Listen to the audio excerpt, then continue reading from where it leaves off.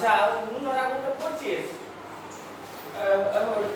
আগের দিন তো বোঝানো হয়নি, আগের দিন শুধু রিডিং করা হয়েছিল, ভাজা খাবারটা হবে ভাজা খাবার। তোদের কেক খেতে ভালো লাগে?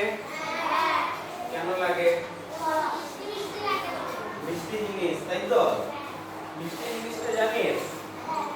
মিষ্টি জিনিস হলে খেলে মস্তিষ্কের মধ্যে একটা সিগন্যাল যায়, সিগন্যাল আছে, টিভিতে সিগন্যাল আছে, সেরকম মিষ্টি জিনিস খেলে জিভ থেকে মস্তিষ্কে একটা সিগন্যাল যায়, তাতে মস্তিষ্ক একটা রাসায়নিক ক্ষরণ করে, সেই রাসায়নিকটার নাম হচ্ছে ডোপামিন। বুঝলি? আর সেই মস্তিষ্ক একটা রাসায়নিক জিনিস ক্ষরণ করে, একটা কেমিক্যাল, সেই কেমিক্যালটার নাম হচ্ছে ডোপামিন। যখন এই মিষ্টি খাস তাহলে সিগন্যাল গেল, ডোপামিন বেরোলো। ডোপামিন হচ্ছে এমন জিনিস যেটা হচ্ছে আমাদের মনটা খুশি দেয়। ডোপামিন বেরোলেই আমরা খুশি হয়ে যাই, সেই জন্য মিষ্টি খেতে খুব ভালো লাগে। বুঝলি? সেই জন্য বাচ্চাদের মিষ্টি খেতে খুব ভালো লাগে। কেউ ফুটবল খেলছিস, ফুটবল একটা গোল দিলি, গোল দিলে খুব আনন্দ লাগে, তখনও ওই একই কেমিক্যাল ডোপামিন বেরোয়, তার সঙ্গে আরো অন্যান্য কেমিক্যাল থাকে, অ্যাড্রিনালিন থাকে, এসব অনেক কিছু থাকে। অ্যাড্রিনালিন অন্য জায়গা থেকে বেরোয়, তো মস্তিষ্কে তখন ডোপামিন বেরোয়। ডোপামিন যে বেরোলো তোর মনটা খুশি খুশি হয়ে গেল। বুঝলি? শুনছিস রে? ছবি আঁকছিস, মনটা খুশি খুশি হয়ে গেল। সেই জন্য মিষ্টি খেতে খুব ভালো লাগে, সেই জন্য মিষ্টি খেতে খুব ভালো লাগে। মিষ্টি খেলেই মনটা খুশি হয়ে যায়, তাই তো? ঠিক বলছি?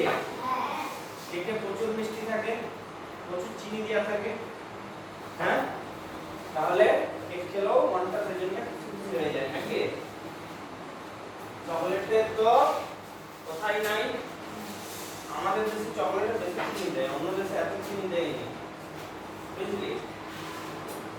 তাহলে চকলেটের মতো আরো কত কিছু দোকানে পাওয়া যায়, চানাচুর, নানা রকম চিপস, নিমকি, আরো কত কি কিনে খাওয়াই যায়, খুব মুখরোচক। এই জিনিসগুলো খেতে খুব ভালো লাগে, নাকি? একটু নুন নুন গুলো লাগে।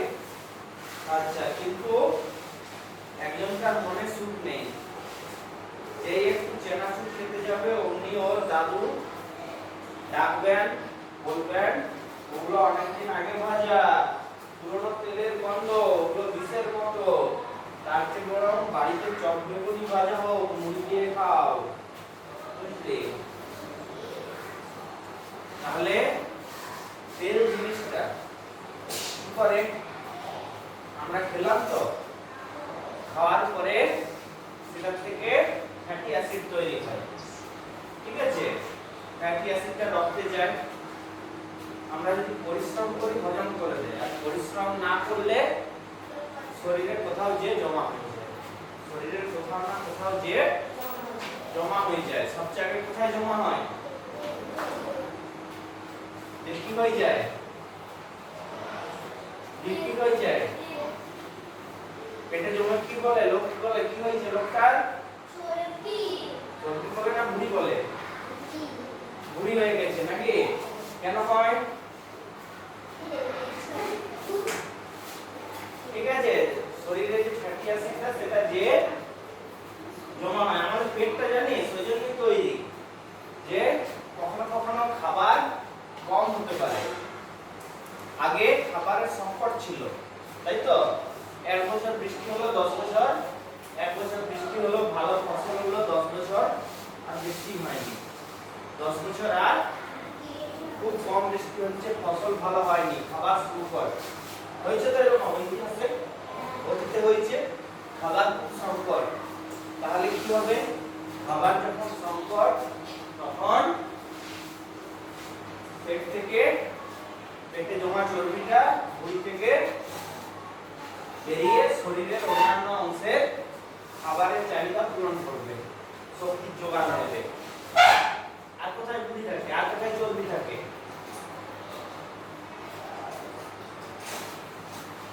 চর্বি দ্বারা আমাদের কোনো কাজে লাগে?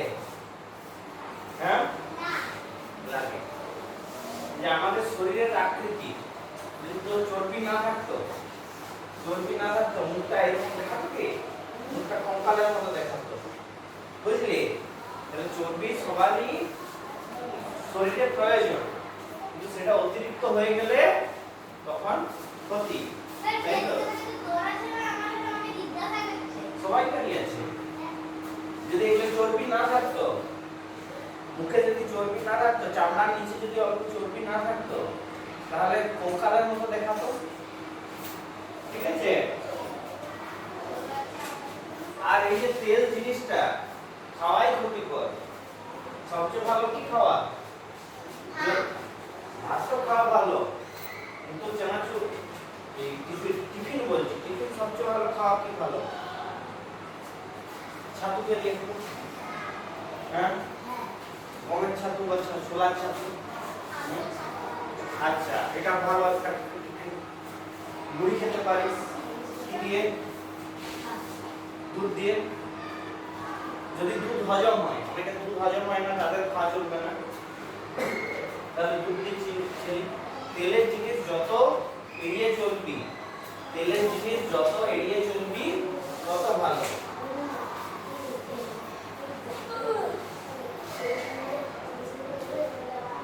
এই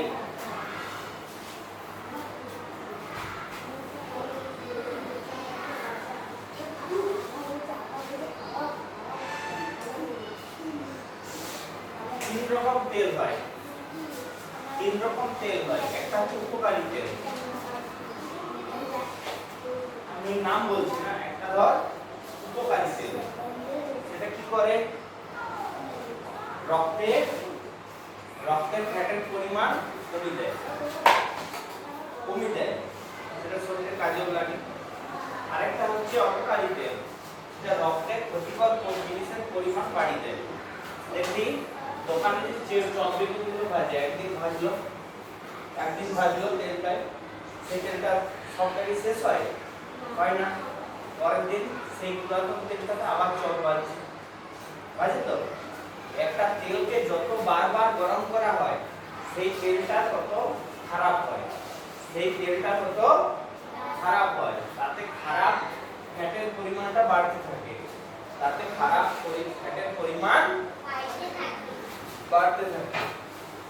সেজন্য বুঝলি, সেজন্য তেলটা প্রথম হচ্ছে অ্যাভয়েড করে দেওয়া সবচেয়ে ভালো, এড়িয়ে যাওয়া সবচেয়ে ভালো, কম খাওয়া ভালো। তেল ছাড়া কি তরকারি হবে না, সেখানে টাটকা তেল ব্যবহার করতে হবে। আর একটা জিনিস যেটা খুব মুখরোচক কিন্তু একদম খাওয়া উচিত নয়, হ্যাঁ, তেল জাতীয় জিনিস, ডালদা, তাই তো বলে বনস্পতি তেল, ডালদা একদম খাওয়া উচিত নয়, ডালদায় ভাজা কোনো জিনিস একদম খাওয়া উচিত নয়। এটা কি হয়, ডালদা নাম শুনিসনি? রান্না হলে ডালদা তো ভাজে, দোকানেও, ঠিক আছে?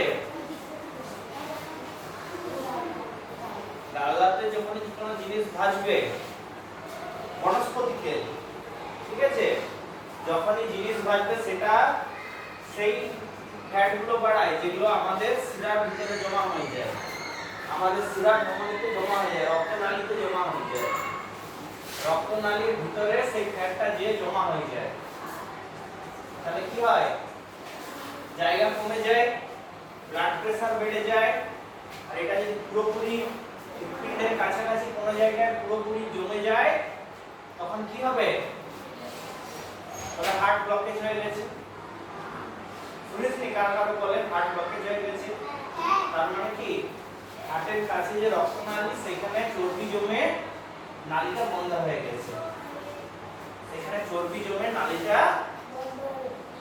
গেছে, দিয়ে বলে এনজিওপ্লাস্টি করব, তাই তো? শরীরের কোথাও একটা শিরার ভিতরে কেটে নল ঢুকিয়ে দেয়, নলটা যে এখানে চর্বিটাকে সরিয়ে এখানে একটা স্প্রিং লাগিয়ে দেয়, নাকি?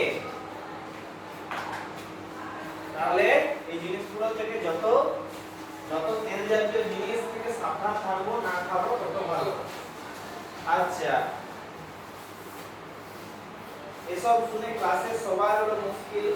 একজন জানতে চাইলো চানাচুর অনেকদিন আগে তেলে ভাজা, হ্যাঁ তেলেই ভাজা, তবে কিছুদিন আগে ভাজা তো বটেই। চানাচুর যেগুলো দোকানে রাখা হয়, যেগুলো দোকান থেকে কিনি, যেমন বিস্কুট সঙ্গে সঙ্গে তেলে ভাজা কি তুই জানিস বিস্কুট তেলে ভাজা হয়? জানতিস বিস্কুটটা তেলে ভাজা হয়? জানতিস না জানতিস নি?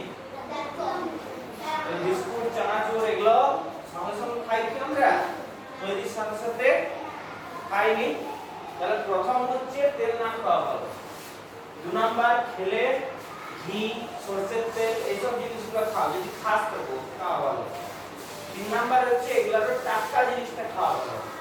এগুলোরও টাটকা জিনিসটা মানে টাটকা মানে এরকম নয় যে ঘিটা 10 দিন পুরাতন হয়ে গেছে খাওয়া চলবে, ঘি খাওয়া চলবে, বারবার তেলে ভাজা চলবে, মানে গরম করা চলবে। ঠিক আছে, বুঝতে পারলি? তোর একটা কড়াইয়ে একদিন তেলে ভাজা হলো, সেটা খেলে ঠিক আছে। তারপর তেল না বদলে আবার ওটাতে তেলে ভাজা হচ্ছে, 2 দিন খেলি, যত পুরাতন হবে তেলটা বারবার গরম হবে তত তেলটা ক্ষতি করে। ঠিক আছে,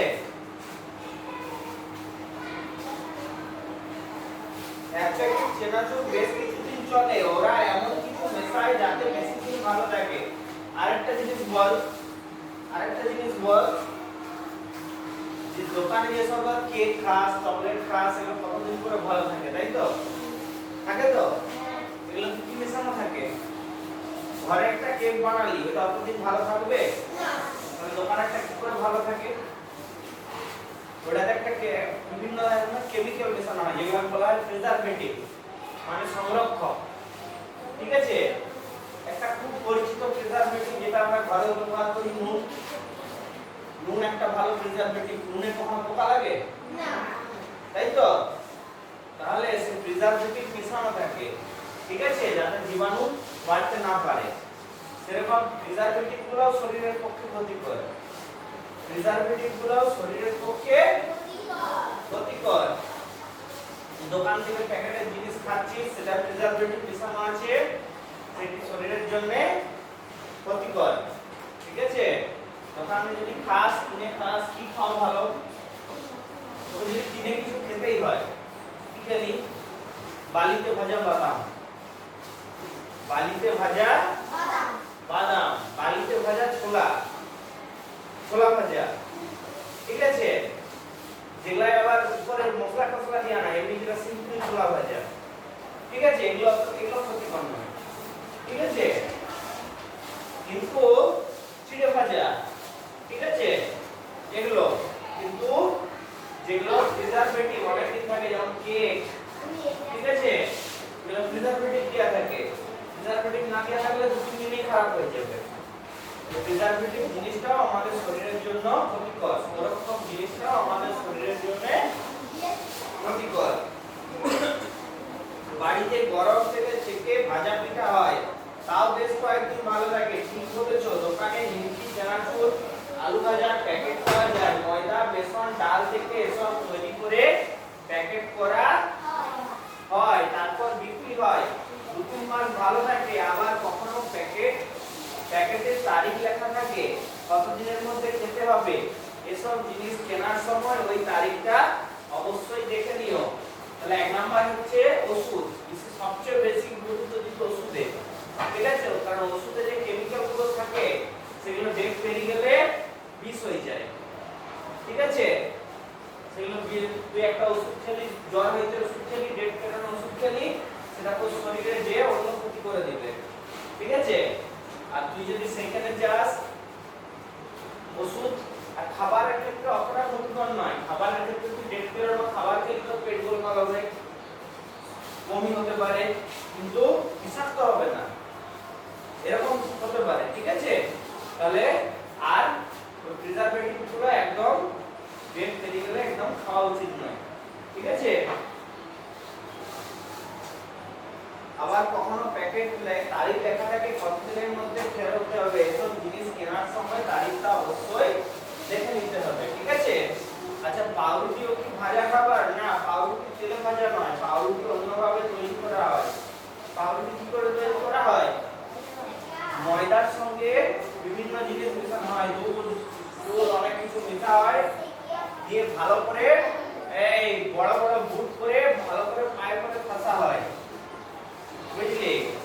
বড় বড় বুট করে ভালো করে পায়ে করে ঠাসা হয়, তারপরে সেগুলো তারপর সেগুলো গরম করে সেকে পাউরুটি হয়, ফুলে ফুলে যায়, ইস্ট দেওয়া থাকে তাই ভিতরটা ফুলে থাকে, বেকিং সোডা দেওয়া থাকে, ভিতরটা কার্বন ডাই অক্সাইডের জন্য ভিতরে গোল গোল টুকরোগুলো থাকে। আচ্ছা, পাউরুটি অন্যভাবে তৈরি, আগুনে সেকা 2-3 দিন ভালো থাকে, তারপরে আচ্ছা আগে থেকে খাওয়ার যোগ্য করে আরো অনেক কিছু প্যাকেট করে বিক্রি করা হয়, সেগুলোকে তৈরি খাবার বলে। তাহলে তৈরি খাবার কি? যেগুলো আগে থেকে খাওয়ার জন্য রেডি করে দিয়ে প্যাকেটে করে বিক্রি করে দেওয়া হচ্ছে, তাই তো? কিন্তু তৈরি করা বেশিরভাগ জিনিসের ক্ষতিকর জিনিসটা কি? সেটা হচ্ছে এতে প্রিজারভেটিভ বা সংরক্ষক মেশানো থাকে। যখনই সংরক্ষক মেশানো থাকে সেটা আমাদের শরীরের জন্য ক্ষতিকর সংরক্ষকটা। আর 2 নাম্বার কি, দোকানের জিনিস কিনে খাচ্ছি সেটা কি তেলে ভাজা তুই জানিস না, ঘরে জানলেই যে সরষের তেলে ভাজা, দোকানের জিনিসটা হতে পারে পাম তেলে ভাজা, বেশিরভাগ বিস্কুট চানাচুর পাম তেলেই ভাজে, দাম কম বলে। নাহলে ডালদাই ভাজা, দোকানে সিঙ্গাড়া খাচ্ছিস, চপ খাচ্ছিস, ডালদাই ভাজা, ডালদার অনেক কম দাম, ডালদার তেলের চেয়ে কম দাম, তাহলে ডালদাই ভেজে দিল, তাহলে কি হলো?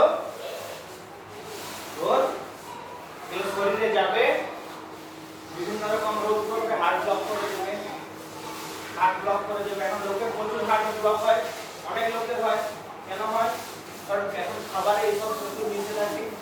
তাই বাংলা বাংলামি হচ্ছে নাকি? আর খাদ্যের নাম মিষ্টি কি দিয়ে তৈরি?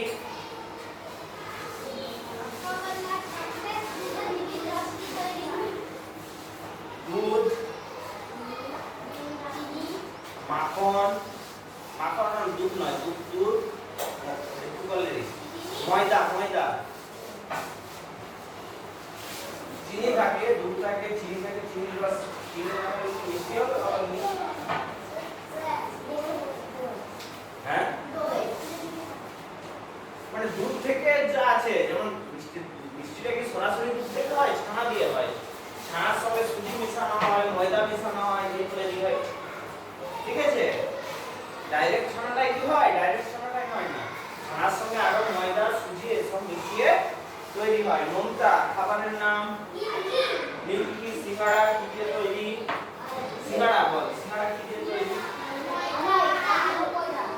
ময়দা, আলু, নানা ধরনের মশলা আর তেল থাকে, তেলে ভাজা হয়। টক খাবারের নাম ফুচকা কি দিয়ে তৈরি?